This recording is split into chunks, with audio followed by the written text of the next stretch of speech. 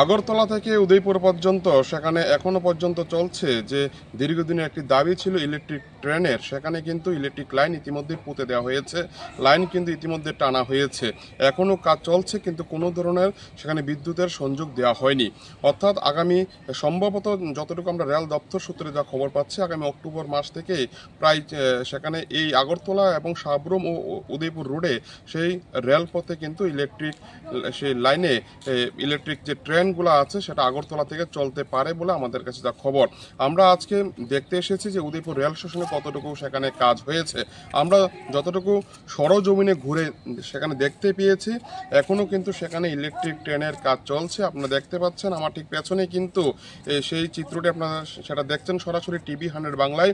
সেখানে একটি তার কিন্তু সেখানে টানা হয়েছে বিভিন্ন ট্র্যাকে, সেখানে কিন্তু ইতিমধ্যেই পোস্টগুলি কিন্তু বসানো হয়েছে এবং ঠিক আমার ডান পাশেও কিন্তু সেখানে বিদ্যুতের খুঁটি বসানোর জন্য কিন্তু কাজ চলছে। ঠিক তার আমার বাঁ পাশে কিন্তু একটি ট্রেনের সেখানে বগি সেটা কিন্তু দাঁড়িয়ে আছে। অর্থাৎ আপনি সেই বগিটার উপরে যদি আপনি একটু দেখেন, লক্ষ্য রাখেন, সেখানে কিন্তু আপনারা দেখতে পারবেন সেই বগির উপরেই কিন্তু রয়েছে যে বৈদ্যুতিক সেই সেই যে লাইনটি রয়েছে, পোস্টটি সেখানে রয়েছে, সেটা কিন্তু ইতিমধ্যে কাজ চলছে। কর্মচারী, রেল দপ্তরে যারা কর্মচারী, ইলেকট্রিক ডিপার্টমেন্টে যারা কাজ করে, তারা সেখানে কাজ করছে এবং আপনারা যদি একটু দেখেন এখনও কিন্তু সেখানে কাজ চলছে এবং আমার ঠিক পেছনেও কিন্তু এই ধরনের কিন্তু কাজের চিত্র আপনারা দেখতে পাচ্ছেন। অর্থাৎ আপনারা বুঝতেই পারছেন উদয়পুর থেকে আগরতলা এবং দক্ষিণ ত্রিপুরার সাথে ইলেকট্রিক যে ট্রেনটি চলবে তার জন্য এখনও সেখানে কাজ চলছে এবং জোর গতিতে কাজ চলছে। যতটুকু রেল দপ্তর সূত্রের খবর, সেখানে কিন্তু একেবারেই অক্টোবর মাসেই সম্ভবত সেখানে ইলেকট্রিক ট্রেন চলতে পারে বলে ধারণা করা হচ্ছে।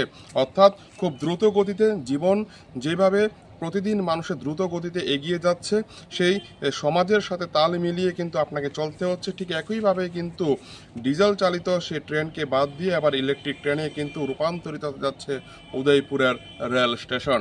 অর্থাৎ আগামী দিনে বিজি স্টেশন হয়ে উঠবে উদয়পুরের সেই মাতারবাড়ি রেল স্টেশনটি।